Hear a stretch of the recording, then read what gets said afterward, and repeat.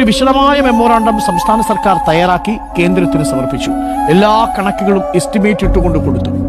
ആ കണക്ക് കൊടുത്ത് ഈ ദുരന്തം കഴിഞ്ഞ് 2 മാസമായിട്ടും ഒരു നയാ പൈസ പ്രധാനമന്ത്രിയുടെ കെയർ ഫണ്ടിൽ നിന്നോ ഈ ദുരന്ത നിവാരണ പ്രതികരണ ഫണ്ടിൽ നിന്നോ കേരള സംസ്ഥാനത്തിന് കിട്ടിയിട്ടില്ല എന്നാണ് ഇന്ന് ഹൈക്കോടതി അറിയിച്ചിരിക്കുന്നത്.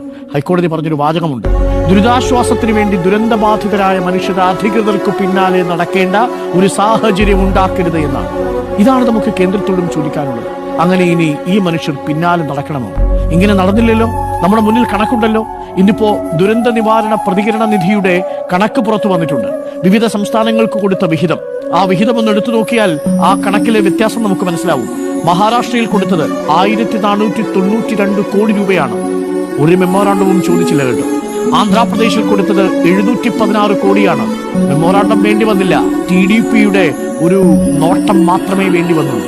ബീഹാറിൽ കൊടുത്തത് 685 കോടിയാണ്. നിതീഷ് കുമാർ ഒന്ന് നോക്കിയതേയുള്ളൂ. ഗുജറാത്തിൽ കൊടുത്തത് 600 കോടി രൂപയാണ്. അവിടെ നോക്കിയത് പോലുമില്ല എന്നതാണ്. കേരളത്തിന് SDRFിലേക്ക് നീക്കിവെച്ചത് 145 കോടിയാണ്. ഒന്ന് ആലോചിച്ച് നോക്കൂ. ഇതാണ് സംഭവിച്ചിരിക്കുന്നത്. ഒരു പഞ്ചായത്തിലെ 3 വാർഡുകൾ അപ്പാടെ ഒലിച്ചുപോയി. ഈ 668-ലധികം വീടുകൾ പൂർണ്ണമായും ഭാഗികമായും തകർന്നു. ഇല്ലാത്ത മനുഷ്യര്, ബന്ധുക്കളില്ലാത്ത മനുഷ്യര്, ഒറ്റപ്പെട്ടു പോയി അനാഥത്തിന്റെ ദ്വീപുകളിൽ നിൽക്കുന്ന മനുഷ്യരാണ്.